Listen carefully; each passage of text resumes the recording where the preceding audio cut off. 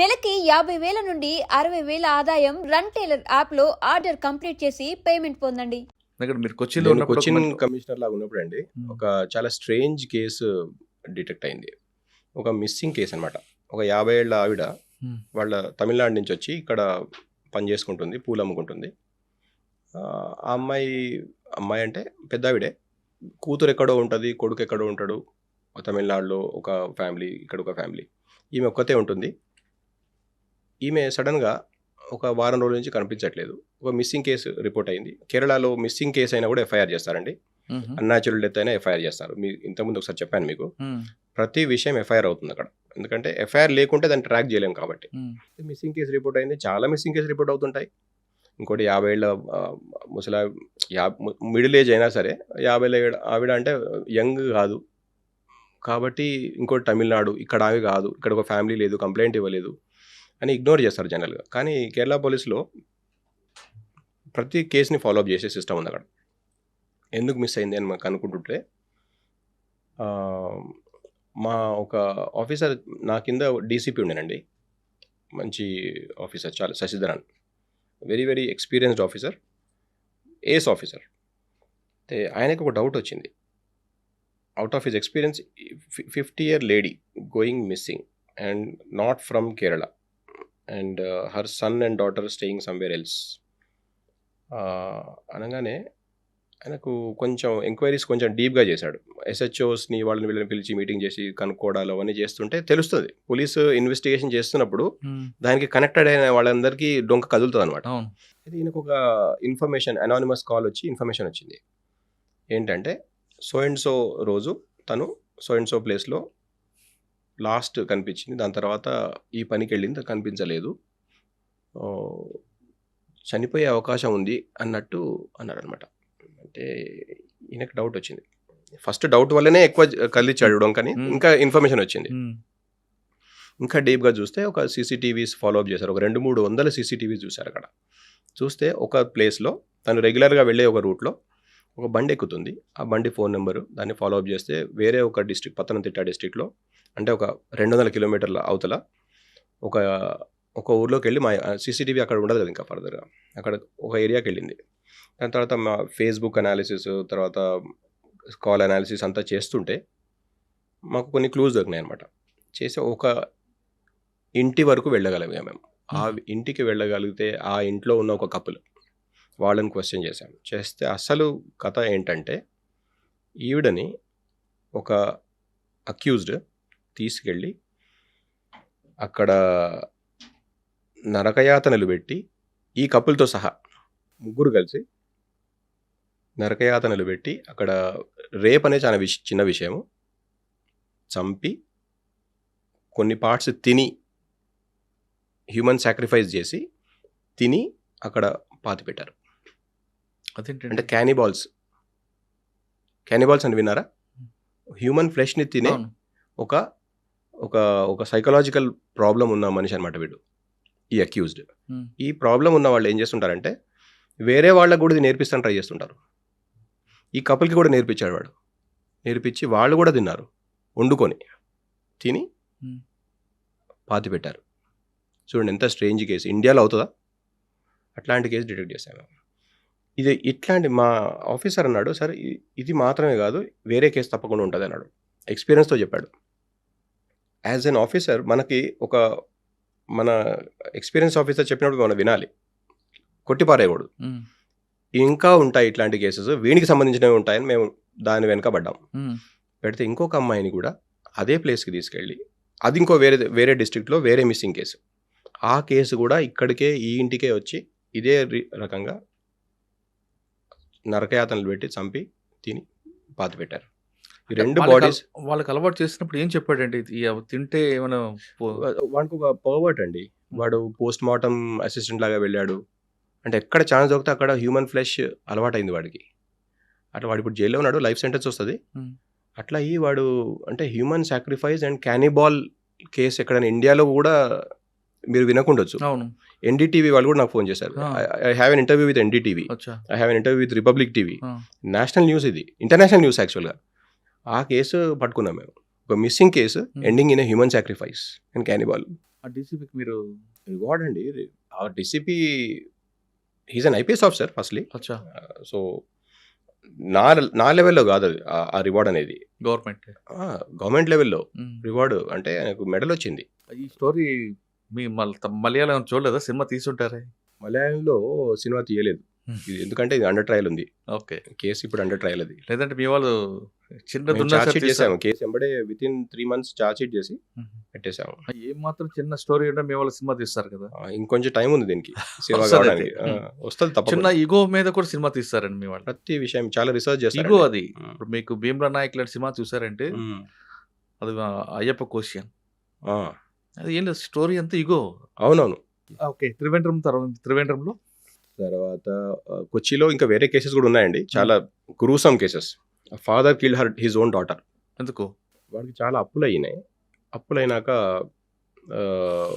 ఒక దగ్గర ఆల్రెడీ అప్పులయ్యి అక్కడ నుంచి ఊరు పేరు అంతా మార్చుకొని ఇంకొక దగ్గర సెటిల్ అయిపోయి అక్కడ ఫ్యామిలీని సెటప్ చేసి వాడు ఇక్కడ కూడా మళ్ళీ అప్పులయ్యి ఆ పాత వాళ్ళు ఇక్కడ వీడిని ట్రాక్ చేసి వస్తున్నారు అని తెలిసి మళ్ళీ ఇక్కడ నుంచి ఇంకొక ఐడెంటిటీ క్రియేట్ చేయడానికి ఇక్కడ పాత ఫ్యామిలీ కానీ ఇక్కడ గుర్తులు కానీ తీసేయడానికి సొంత కూతురుని చంపాడు. చంపి వెళ్తుంటే పట్టుకున్నాం మేము. చాలా అది ఒక పెద్ద హంట్. కర్ణాటకలో పట్టుకున్నాం వెళ్ళి మేము. ఇట్లాంటి కేసులు చాలా ఉంటాయండి. అంటే మనకు కూడా ఇక్కడ కూడా ఉంటాయి కానీ ఇంత డిఫరెంట్ క్రైమ్ కనిపించదండి. చాలా ప్యాథెటిక్ అండి. అసలు పోలీస్ ఆఫీసర్స్ ఫీల్డ్ లెవెల్లో జాబ్ చేస్తున్నప్పుడు ఇట్లాంటి కేసెస్ చూస్తే వాళ్ళ మైండ్ ఎంత ఎఫెక్ట్ అవుతుంది చూడండి. అందుకని పోలీస్ ఆఫీసర్స్ కూడా కౌన్సిలింగ్ అవసరం. ఆ ఎస్ఐలకి కానిస్టేబుల్కి వీళ్ళని క్వశ్చన్ చేసిన వాళ్ళకి వాడి సంగతులు తెలుస్తుంటేనే ఒక రకమైన పిచ్చి లేచిపోతుంది అనమాట. ఏంటి ఇంత ఘోరమా అన్నట్టు. కాబట్టి మన డిపార్ట్మెంట్లో మేము కౌన్సిలింగ్ ఏర్పాటు చేస్తాం. ఎందుకంటే నార్మల్ కావాలి మనిషి ఇట్లాంటి కేసులు చేశాక. అదే ఇంట్రాగేషన్ లో వీడిని పిచ్చి లేచి వాడిని కొట్టి ఏం చేసినా పెద్ద ఇష్యూ కదా, డిస్టర్బ్ అవుతుంది మైండ్. ఎందుకంటే ఇన్వెస్టిగేషన్ డీప్గా చేస్తున్నప్పుడు సైకాలజీలో దాన్ని ట్రాన్స్ఫరెన్స్ అంటారండి. వీళ్ళు కూడా కొంచెం ఎఫెక్ట్ అవుతారు. థాట్స్ అఫెక్ట్ అస్. కాబట్టి దాన్ని నార్మలైజ్ చేయడానికి కౌన్సిలింగ్ చేపిస్తాం రెగ్యులర్గా ఉంటుంది. ఓకే. త్రివేంద్రంలో మీకు మెమరబుల్? త్రివేంద్రంలో కూడా చాలా కేసెస్ అయ్యారండి. త్రివేంద్రంలో లా అండ్ ఆర్డర్ విషయం చెప్తా. ఇప్పుడు ఇన్వెస్టిగేషన్ చెప్పాను. పోలీసులో intelligence, investigation, law and order ఇవన్నీ ఉంటాయి కదా. అక్కడ ఒక సీ పోర్ట్ పెట్టాలి. చాలా దానికి అపోజిషన్ ఉంది, ఎస్పెషల్లీ కోస్టల్ ఏరియా కాబట్టి. దాన్ని ఎట్లా చేయాలి అనేది మేము దాని స్ట్రాటజీ ఎట్లా చేసామనేది మీకు బ్రీఫ్గా చెప్తా. ఆల్రెడీ 1 సంవత్సరం ముందు నేను రాకముందు ఈ అక్కడ చాలా చాలా గొడవలు అయ్యి పోలీస్ స్టేషన్ తగలబెట్టి, జీప్ తగలబెట్టి, పోలీస్ వాళ్ళని కొట్టి చేసిన ఒక ప్లేస్ అనమాట అది. దాని తర్వాత నేను టేక్ ఓవర్ చేశాను అనమాట. ఇంకా ఆ సీ పోర్ట్ అనేది ఇనాగ్రేట్ చేయాలి. అది నా task. There are many other things, but అది కూడా చేయాలి. చాలా పొలిటికల్ కానీ కమ్యూనల్ కానీ చాలా విషయాలు ఉంటాయి దాంట్లో. మనం చాలా బ్లైండ్గా వెళ్ళి కొట్టి చంపి కాల్చి ఫైరింగ్ చేస్తే లేడీస్, చిల్డ్రన్ కూడా చనిపోవచ్చు. వాళ్ళు కాకుండా ఎవరైనా కూడా ఫైరింగ్లో చనిపోవచ్చు. అయితే ఇక్కడ కర్ర అంటాం కదా మనము, కర్ర విరగకూడదు, పాము జావాలి. ఆ స్ట్రాటజీ చేశాను ఇక్కడ. పాత కేసులన్నీ తీసి, ఇది యాక్చువల్గా యంగ్ ఆఫీసర్స్కి నేను చెప్తాను అనమాట ఎట్లా చేయాలి ఒకటి అనేది. పాత కేసులన్నీ తీసి వాటి అక్యూజ్ని లిస్ట్ చేసి వాళ్ళకి మెల్లగా సిమ్లో వేడి పెంచుతాం అనమాట. నేను సిమ్లో వేడి పెంచి వాళ్ళకి బీపీ పెంచుతాం అనమాట. బీపీ పెంచి ట్రబుల్ మాంగర్స్ పాత కేసులు తీసుకొచ్చారు వాళ్ళందరూ. చిన్నగా ముందు ఎట్లా చేసామనేది మీకు చెప్పట్లేదు ఇక్కడ. అట్లాంటివన్నీ అన్ని మీకు కొంచెం ఐడియా ఉన్నట్టుంది. అట్లాంటివన్నీ తీసి సిమ్లో పెట్టామన్నమాట. సిమ్లో చాలా సేపు పెట్టేసరికి వేడెక్కుతుంది కదా. వేడెక్కినాక మనకు ఈజీ కదా పని. అట్లా చేసి మంచి బందోబస్తు చేసి, ఇంకోటి సముద్రం కదా, సముద్రంలో చాలా బలం ఉంటుందండి అక్కడ ప్రొటెస్టర్స్కి. ఒక 1000 బోట్స్ వచ్చేస్తాయి ఒక్కసారి. 1000 బోట్స్ వచ్చేసి పోర్ట్ కాదు కదా, ఎక్కడ ఏం కర్లనివ్వరు అక్కడ. కాబట్టి you have to dominate the sea side also. పోలీస్కి మనకు అంత పెద్ద వాటర్ వింగ్ లేదు, కోస్టల్ పోలీస్ ఉంది కానీ 1-2 బోట్లు ఉంటాయి. అయితే వాళ్ళ మధ్యలో ఉన్న ఈక్వేషన్స్ అర్థం చేసుకొని ఇక్కడ పక్క డిస్ట్రిక్ట్, అక్కడ పక్క స్టేట్, ఇక్కడ వాళ్ళతో లైజన్ చేసి అక్కడ బందోబస్తు, ఇక్కడ బందోబస్తు చేసి, సముద్రంలో బందోబస్తు చేసి, ల్యాండ్ సైడ్ బందోబస్తు ఎట్లాగో చేస్తాం కదా పోలీసులో, సముద్రం బందోబస్తు, ల్యాండ్ స్లైడ్ బందోబస్తు, drones, okay. Sea, water, air, all 3, land, water and air dominated చేసి ఇక్కడ సిమ్లో పెట్టి ఇక్కడ ఇనాగ్రేట్ చేశాం అనమాట. కట్టే కొట్టే తెచ్చా అని చెప్పాను మీకు. అందరు ఇట్లా చూస్తున్నారు. ఇనాగ్రేషన్ అయిపోయింది. వాళ్ళ తేరుకుల్లో అందరూ బయటకు వచ్చి ఉంటారు. ఇంకా తేరుకోలేదు ఇప్పటిదాకా. ఇప్పుడు ఇంకేం చేయలేరు కూడా. సో డిపార్ట్మెంట్లో లా అండ్ ఆర్డర్ అంటే యూజ్ ఆఫ్ ఫోర్స్ ఒకటే కాదు, యూజ్ ఆఫ్ స్ట్రాటజీ. ఇన్వెస్టిగేషన్ అంటే డైరెక్ట్గా వెళ్ళి క్వశ్చన్ చేయడం కాదు. It's also intuition and experience. And also it requires, as I said, counselling support to the police officers at the cutting edge. Sir next Trivandrum తర్వాత transport commissioner. అవునండి, ఇప్పుడు నా assignment transport commissioner. Okay sir, transport Kerala అనగానే మీకు మంచి beautiful కానీ రోడ్లు చిన్న ఉన్నా ట్రాఫిక్ చాలా క్లియర్గా వెళ్తుందండి. అంటే ట్రాఫిక్ సెన్స్ ఉందనుకోవాలా. మీకు ఎక్కడ డివైడర్లు కనిపించవు. మనం కోయంబత్తూరు దాటిన దగ్గర నుండి చక్కగా పాలఘాట్ వరకు ఆ దాటి వరకు వెళ్ళొచ్చు. కోయంబత్తూరు నుంచి మనకి స్టార్ట్ అవుతుంది. Public sense ఉందనుకోవాలా. నెక్స్ట్ ఇప్పుడు కేరళలో చూస్తుంటే వెహికల్స్ ఎక్కువగా పెరుగుతున్నాయి, రోడ్ స్పేస్ తక్కువ అవుతుంది. మీరు ఇందాక చెప్పినట్టుగా కేరళలో హై ఎండ్ కార్స్ ఉంటాయి. మరి మీరు ఆ ఇష్యూని ఎలా షార్ట్అవుట్ చేస్తారు? అయితే కార్లు కొనమంటారా, కార్లు వద్దంటారా? కార్లు కొనుక్కోవచ్చు అండి, కార్లు కొనాలి, కానీ రోజు వాడకూడదు. రోజు అంటే మనం ఆఫీస్కి వెళ్ళడానికి, పిల్లల్ని స్కూల్లో దింపడానికి కార్లు వాడకూడదు. కార్లు వాడితే మీరు రిక్రియేషనల్ పర్పస్ కోసం, హాలిడే వెళ్ళడానికి, సొంత ఊరికి వెళ్ళడానికి, ఎంజాయ్ చేయడానికి వెళ్ళండి.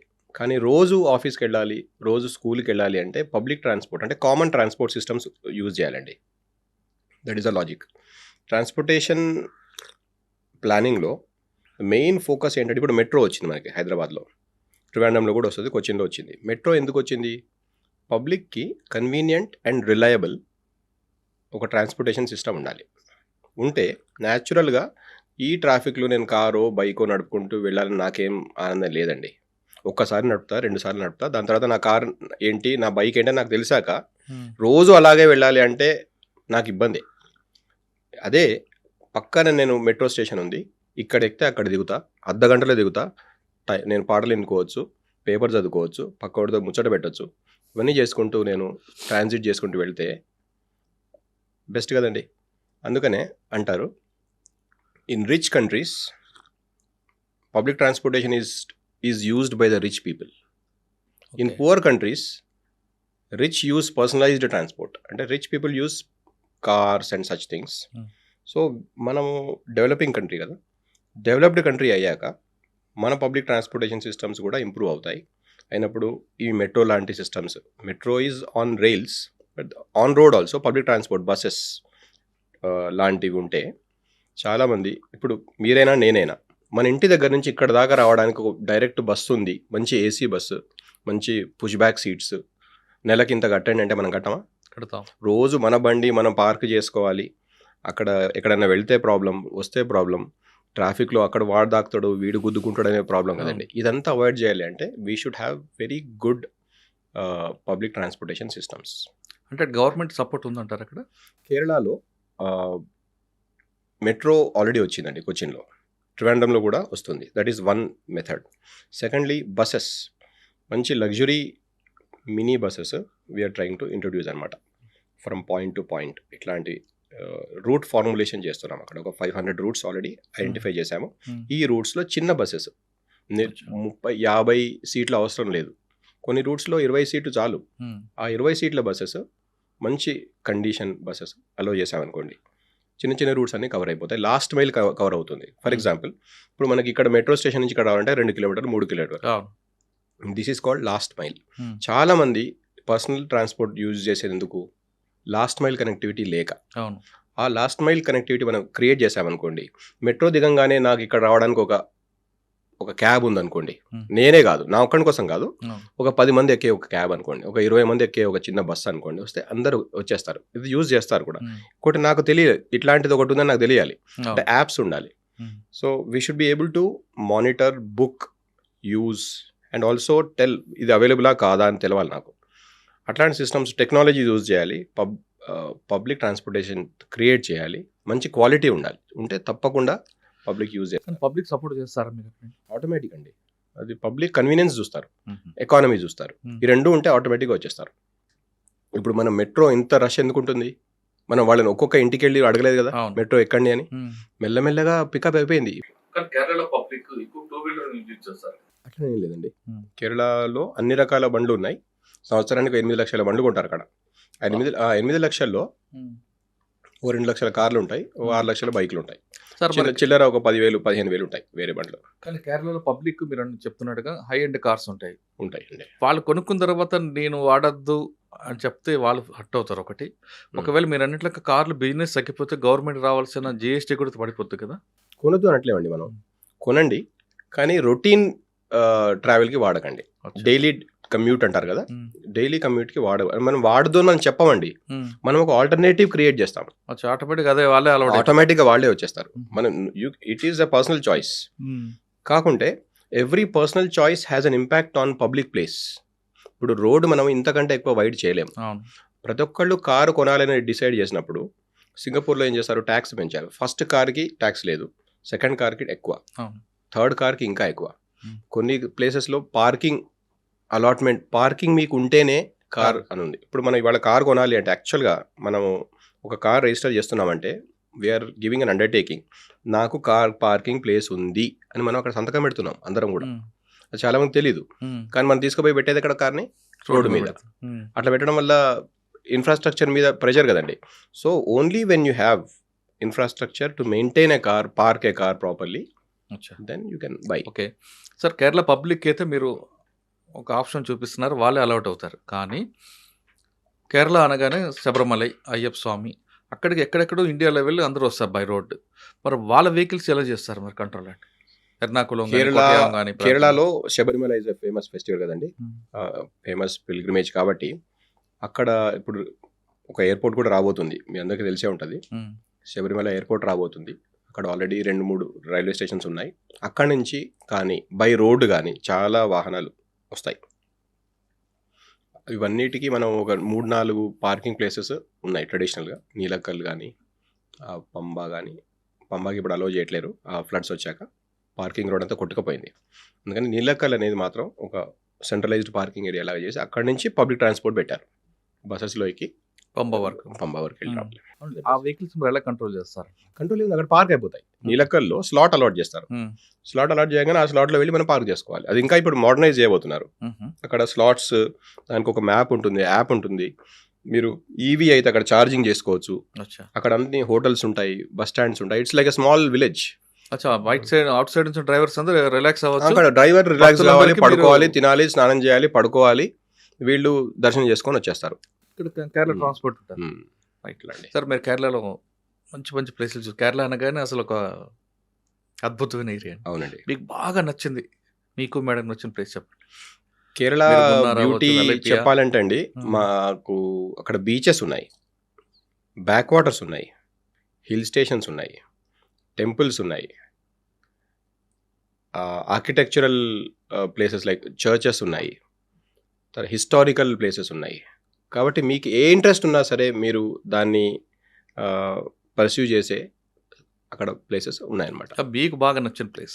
మేము అక్కడ ఉన్నాం కాబట్టి అన్ని మేము చూసినవే, అన్ని మాకు నచ్చినవే. బ్యాక్ వాటర్స్ అంటాం కదా, నేను ఆలపి ఎస్పీ ఉండే కదా, నాకు ఒక బోట్ ఉండేది అక్కడ, ఎస్పీకి ఒక స్పీడ్ బోట్.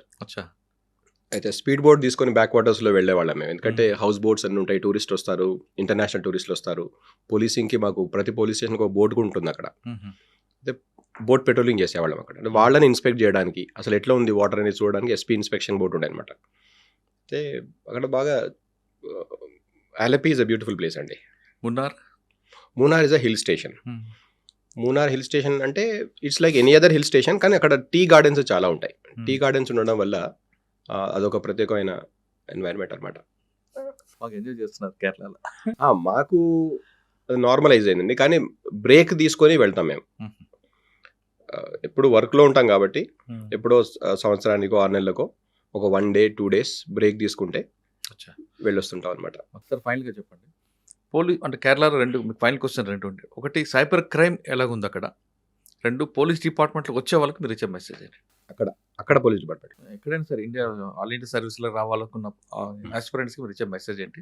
ఇప్పుడు ఎక్కువగా కంట్రీ వైడ్గా సైబర్ క్రైమ్ ఎక్కువ ఉంది కాబట్టి కేరళలో కూడా రిపోర్టింగ్ ఎక్కువ ఉందా, తక్కువ ఉందంటారు? అయితే సైబర్ ఫ్రాడ్ అనేది కేరళలో చాలా బాగా రిపోర్ట్ అవుతుందండి, ఎక్కువ రిపోర్ట్ అవుతుంది. ఎందుకంటే అంటే పబ్లిక్ అక్కడ అవేర్నెస్ ఎక్కువ ఉంది, గ్రీడీ ఉందా? గ్రీడ్ ఒకటే కాదండి, గ్రీడ్ ఒకటే కాదు. అంటే రిపోర్టింగ్ ఎక్కువ. అంటే రిపోర్టింగ్ అంటే ఏంటంటే, ఇప్పుడు 100 మంది ఎఫెక్ట్ అయ్యారనుకోండి, 100 మంది 100 కాల్స్ చేస్తారు, నాకైంది అంటే మనం ఎన్ని రిజిస్టర్ చేస్తాము? మీరైతే ఇక్కడైతే మేము 100 చేస్తాం మేము. మీరు మాకు ఒక 60-70 చేస్తాం అనుకోండి అట్లా. అయితే ఆ 100 చేసే వరకు కేరళలో ఎక్కువ ఉంది అని అనుకుంటాం మనం. కాకుంటే ఆ 100 వాటికి అన్ని కూడా మనం డిటెక్ట్ చేయలేము. మ్యాక్సిమం ఎఫర్ట్స్ చేస్తే 100లో 20-30 కామన్ కేసెస్ ఉంటాయి, సేమ్ ఫ్రాడ్స్టర్ ఉంటాడు. సో సైబర్ ఆపరేషన్స్ అని మేము ఒక సెపరేట్ వింగ్ ఓపెన్ చేసాము. 1930 నెంబర్ ఉంది కదా, అందరికి తెలిసిందే కదా. ఆ నెంబర్కి చేయడం వల్ల మనము we can stop the fund flow అనమాట. దాని తర్వాత ఆ ఫ్రాడ్స్టర్ని కనుక్కోవడం, వాడిని అరెస్ట్ చేసి తీసుకురావడము పెద్ద పని కదా. దానికోసం మేము సెపరేట్ టీమ్స్ తయారు చేసాము. చేసి వీఆర్ డిటెక్టింగ్ అండి కేసెస్. కానీ ఐ కెనాట్స్, ఎందుకంటే ఇది వైరస్ లాగా, ఇవాళ ఒక రకంగా ఉంటే రేపు ఇంకో రకంగా ఫ్రాడ్ వస్తుంది. అంటే మీ దగ్గర ట్రెండింగ్ క్రైమ్ ఏముందండి? సైబర్ ఫ్రాడ్స్లో సైబర్ ఫ్రాడ్స్లో కొన్ని స్టేట్లో ఇన్వెస్ట్మెంట్ దేశం మొత్తం ఒకటే ట్రెండ్ అండి.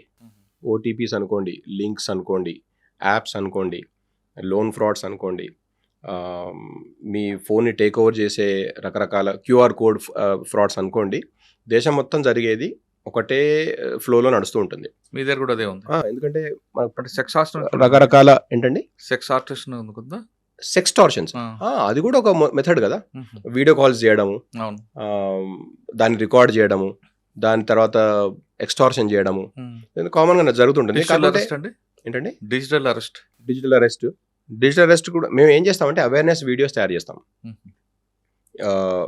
మా సోషల్ మీడియా హ్యాండిల్స్ ద్వారా ఈ అవేర్నెస్ వీడియోస్ చేసి అందరికీ పంపిస్తుంటాం అనమాట. ఎస్పెషల్లీ పిల్లలకి స్కూళ్ళలో చెప్పిస్తుంటాము, కాలేజీలలో చెప్పిస్తుంటాము.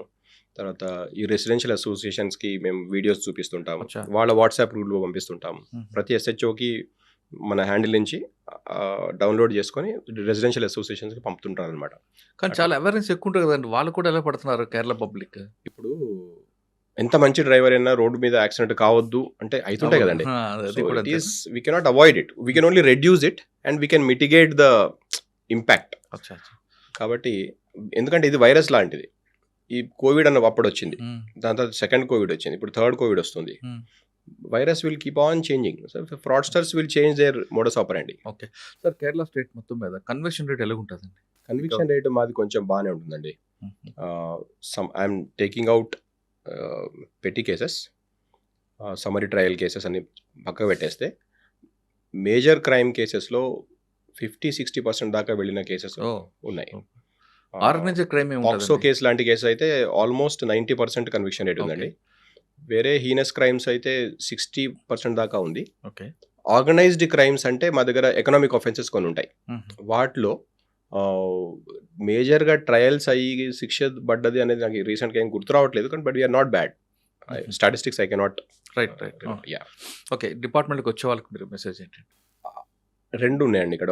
పోలీస్ డిపార్ట్మెంట్లోకి వచ్చే వాళ్ళకు ఉన్న మెసేజ్, ఐపీఎస్ ఆఫీసర్స్ లాగా వచ్చే వాళ్ళకు ఉన్న message. So I would first tell youngsters who are aspiring to become IPS officers, if you want to get into Indian Police Service, I think it is the best service in the country అండి. మేము 22 ఏళ్ళ service చేశాక మాట్లాడుతున్నాను నేను ఇది. I think I can vouch for what I'm saying.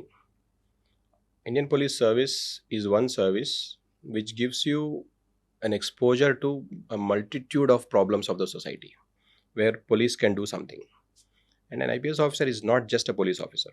He is an administrator with a police angle, where you are the only officer who can enforce law irrespective of where you are posted, who is in the government, who is in the opposition. It is not your botheration because you are not into the general governance. Governance చేస్తున్నప్పుడు మనకి societal environment అర్థం చేసుకునే ఒక అవసరం పడుతుంది. పోలీసులో కూడా అవసరమే, కానీ you have to implement law. So that means you are more independent than any other service అండి. That's what I think. Foreign service officer is they can create lot of impact Indian Administrative Service Officer, they can create lot of impact. Indian Revenue Service Officer, they can create lot of impact. But as a police officer, as an IPS officer, what I felt was, I am more independent as a civil servant than any other service అని నాకు అనిపిస్తుందండి. అంటే law is above everything. Constitution, law is above everything. And I am the agent of enforcing that law. So that means I have the authority and I have the independence of implementing the law irrespective of who is where. నేను చెప్పింది అర్థమైంది కదండి? అర్థమైంది. అదండి. కానీ మీలాంటి వాళ్ళు ఒక డిపార్ట్మెంట్కి వచ్చిన తర్వాత ఒక డెడికేటెడ్గా పనిచేస్తూ ప్యాషన్గా చేసుకొస్తుంటారు. కానీ ఇప్పుడున్న జనరేషన్లో కొంతమంది ఆఫీసర్లు ఫస్ట్ పోస్టింగ్లో ఉంటే కరప్షన్ వైపు వెళ్ళడం మనం ఏ విధంగా చూస్తున్నాం? వింటున్నామండి. అదొకటి, కరప్షన్ ఒకటి, ఎథిక్స్, ఈ రెండిట్లో ఎక్కడో మిస్ అవుతుందన్న ఫీలింగ్ వస్తుంది. అవునండి, అది నేను కూడా అబ్జర్వ్ చేస్తున్నాను. కాకుంటే ప్రతి generation things that they are better than the next generation అండి. అవును. అది ఉన్నదే కదా. కానీ సివిల్ సర్వీస్ అయితే కొంచెం ఇబ్బంది ఉంటుంది. వేరే వాళ్ళు అంటే దే థింక్ అంటే నేను ఏమంటున్నా అంటే ఇప్పుడు మా generation of civil servants will think that the next generation is not as good professionally or ethically. అట్లా అనుకునే అవకాశం ఉంది. నేను అట్లా అనుకోవట్లేను. కానీ ఆ జనరేషన్ వాళ్ళు నెక్స్ట్ జనరేషన్ అట్నే అనుకునే అవకాశం ఉంది. 1 or 2 ఎగ్జాంపుల్స్ ఉంటాయండి. ప్రతి ఫీల్డ్లో ఉంటాయి. సివిల్ సర్వీసెస్ కానివ్వండి, కార్పొరేట్ కానివ్వండి, ఎక్కడైనా కానివ్వండి. కొన్ని ఎగ్జాంపుల్స్ సివిల్ సర్వీస్ లో అయితే వాళ్ళు పబ్లిక్ సివిల్ సర్వీస్ Affect అవుతారు. ఎక్కడో చూస్తారు. అటువంటి ఎందుకంటే when civil servant is doing something wrong, society gets disappointed. ఎందుకంటే ఇంత కష్టపడి వీళ్ళు చదువుకున్నారు, పని చేస్తున్నారు, ఇంత మంచి సెలక్షన్ సిస్టమ్ ఉంది, ఇదంతా అయినాక కూడా వీళ్ళు ఇట్లాంటి కేసుల్లో పడుతున్నారు అంటే there is something wrong somewhere అన్నట్టే కదా. అవును. అయితే మన సెలక్షన్ సిస్టమ్ మనం ఎంత పకడ్బందీగా చేసినా అంటే ఎక్కడో ఒకడ కొన్ని మిస్టేక్స్ జరుగుతుంది. అంటే మనం బియ్యం చెరుగుతుంటే అన్ని రాళ్ళు జరుపుతాం కదా, ఎక్కడో రాయి ఉండిపోతుంది, ఎక్కడో పడిపోతుంది. అది ఆ ఒక్క రాయి పడడం వల్ల బియ్యం అంతా పారేయం కదా. ఆ బియ్యాన్ని అంతా మనం చెడ్డ బియ్యం అని పడేయం కదా. ఆ ఒక్క రాయిని తీసేస్తే చాలు. సో పర్ఫెక్ట్ సిస్టమ్స్ ఉండాలి. రాయి తిన్నోడు అంటాడు కదా, బియ్యంలో అన్నంలో రాయి ఉంది అని అంటాడు. ఆ ఇరిటేషన్ కానీ ఆ ప్రాబ్లం ఉంటుంది. It's a big problem. కానీ నేను అనేది ఏంటంటే మనం we should not lose hope. ఆ ఒక్క రాయిని పక్క పెట్టండి, ఇంకా రాళ్ళు కాకుండా ఏమేం చేయాలో చూసుకోండి. ఎక్కడ ఏ రంధ్రం నుంచి ఆ రాయి బయటకు వచ్చిందో ఆ రంధ్రం కనుక్కోండి, దాన్ని తగ్గించండి. అట్లా చేయగలం.